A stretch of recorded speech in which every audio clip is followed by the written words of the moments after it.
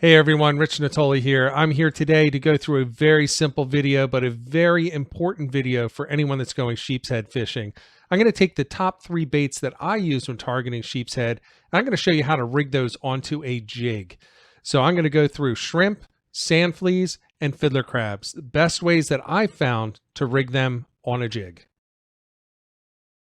All right, let's talk about shrimp. Great bait for sheepshead, and in this case I'm going to do a little bit of preparation. That's why I have the knife here. In this case, this is how I get it from a bait shop. You can't really catch them live up here in the mid-Atlantic very easily, but there's a little preparation that you want to do. You don't want to have all this extra. You don't want to have the head, the antenna, and all these legs and the tail sticking out there, because it just gives them something to grab onto that's not buried in the hook.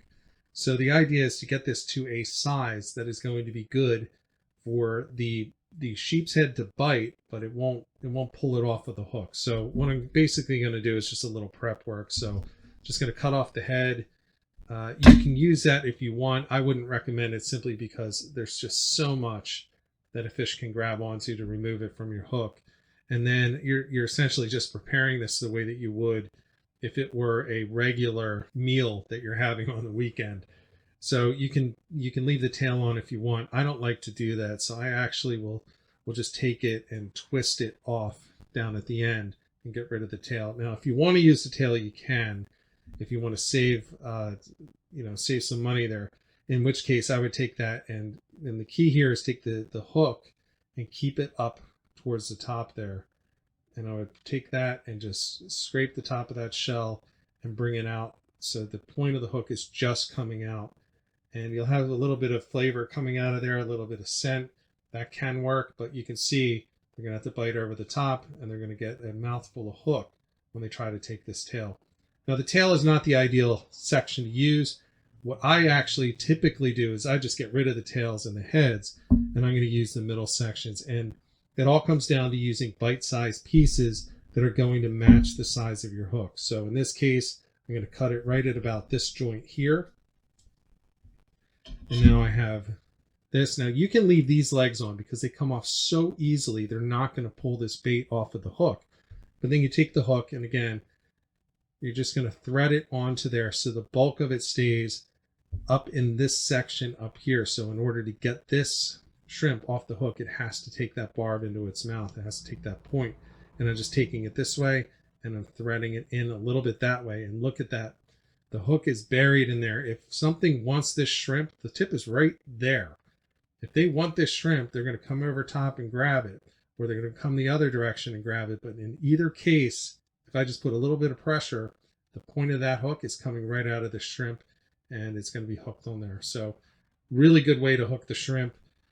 Now, shrimp doesn't stay on incredibly easily. It comes off fairly easy, but it's a great bait. It'll pick up a lot of trash fish as well, but it's a great bait. So again, thread it on in this direction. If you have the shell on there, it's even better. It helps to kind of keep it in place. So thread it up there. The point is right there near the tip. And as soon as something grabs that, you're going to feel that, and you'll be able to drive that hook directly into its mouth. So that's how you're going to rig up a shrimp. Let's talk sand fleas and how to rig those onto one of these jigs. Now, this is where I really do like this sickle hook that you get on the shepherd jig. And what I'm doing on this one is I'm trying to keep as much of it up in this section of the hook, the top section above the point as possible. And the way that I'm doing that with this is I'm going through the back end and out the top.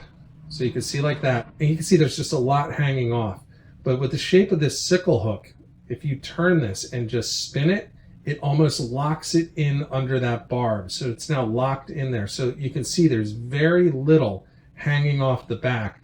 So anything that's going to come after this sand flea at this point is going to come over the top of the hook, and it's going to have that in its mouth. And you can see the tip is actually, the point is actually fully exposed in this case. So it's a really good way to kind of tuck that in there, work that down, and keep the best advantage of that hook point in the perfect spot as it's going down.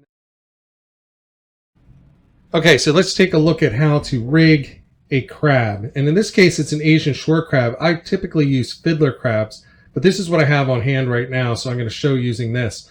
Now, to start off with, I removed the claws. So I don't leave the claws on these things. You can see I took this claw off already. And it's very simple to rig this onto a bottom sweeper or a Captain Hank's shepherd jig like this. This one has the sickle design, which I really like. And all you do is you take the crab and you take the hook and put it between the last two legs.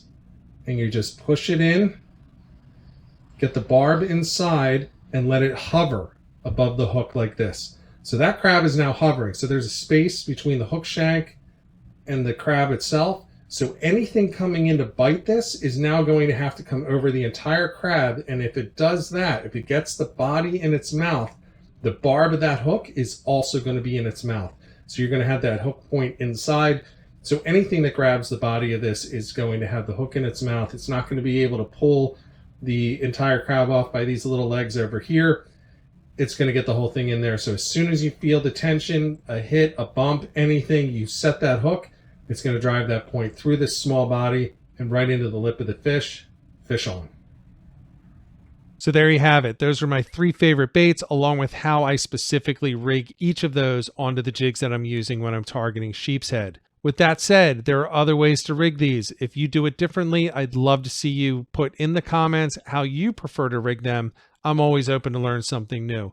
But for those that aren't sure, give these a try. I know they work. Get out there, get on the water, get some tight lines.